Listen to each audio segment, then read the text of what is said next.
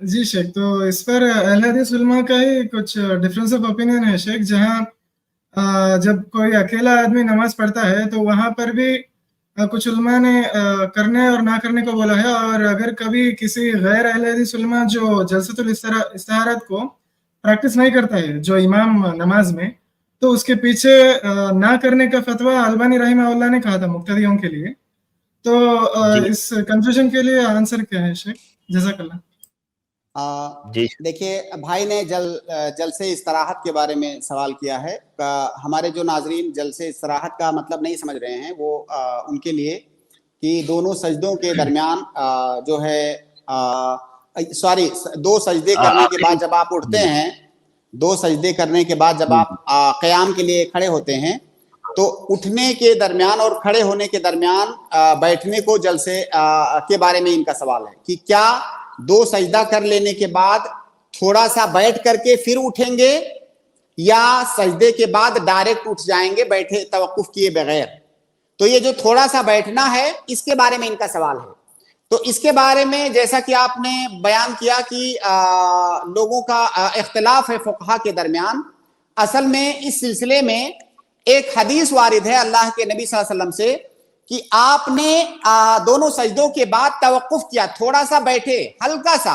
उस बैठने का मतलब लंबा बैठना नहीं है, बहुत हल्का सा बैठे, उसके बाद आप उठे।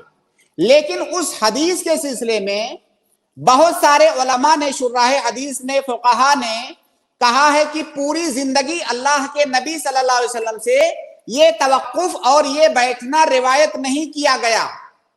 ये मामला आखिरी उम्र का है, जब अल्लाह के नबी सल्लल्लाहु अलैहि वसल्लम की उम्र ज्यादा हो गई। और जाहिर है जब कोई सिन रसीदा इंसान, उसको उठने और बैठने में दिक्कत होती है, तो इसलिए अल्लाह के नबी सल्लल्लाहु अलैहि वसल्लम को जब डायरेक्ट उठने में परेशानी हुई तो आपने थोड़ा सा तवक्कुफ करके फिर आप खड़े हुए। तो गोया कि ये उस आदमी के लिए है जिसको इस तरह की परेशानी हो, ये आम हुक्म नहीं है। ये उन उलमा का कहना है जो इस जिल्सा के कायल नहीं हैं। वहीं पर दूसरी जानिब बाज उलमा का कहना है कि जब अल्लाह के नबी सल्लल्लाहु अलैहि वसल्लम से एक बार भी साबित हो गया तो फिर ये करेंगे।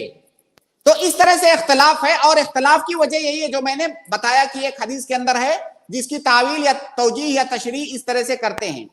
मेरी राय इस सिलसिले में यह है कि इसमें बहुत ज्यादा शिद्दत बरतने की जरूरत नहीं है, क्योंकि मसला जो ये है इसके अंदर इह्तिमाल मौजूद है बहरहाल।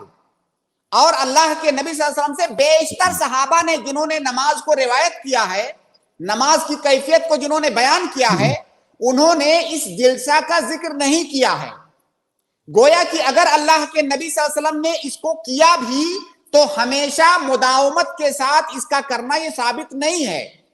तो ये मुमकिन है कि किसी खास हालत में, किसी खास कैफियत में आपने किया हो।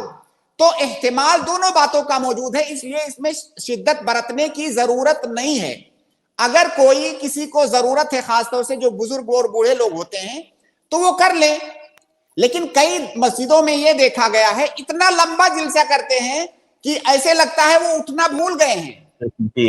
उसमें लगता है कोई दुआ पढ़ने लगे जी, लगता है तशहुद में बैठ गए हैं। नहीं, ये इस तरह का बैठना अल्लाह के नबी सल्लल्लाहु अलैहि वसल्लम से भी साबित नहीं है।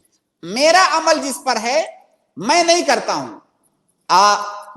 दोनों सजदों के बाद आप उठिए और उठने के बाद फौरन खड़े हो जाइए, तवक्कुफ नहीं। अब वो जो तवक्कुफ उठने और खड़े होने के दरमियान है, 1 सेकंड का या जो भी होता हो, वो तवक्कुफ जो है, अगर कोई उसको तवक्कुफ कहे तो हाँ ठीक है, वो तवक्कुफ है। वरना अल्लाह के नबी सल्लल्लाहु अलैहि वसल्लम से बेशतर सहाबा ने नमाज को जिन्होंने रिवायत किया है, उन्होंने इस सिलसिला का जिक्र नहीं किया है। तो अगर किसी को जरूरत है तो वो करे, वरना ना करना ये अफजल है। और बाकी इस मसले में बहुत ज्यादा शिद्दत बरतने की जरूरत नहीं है, क्योंकि अदिल्ला मुहतमल हैं।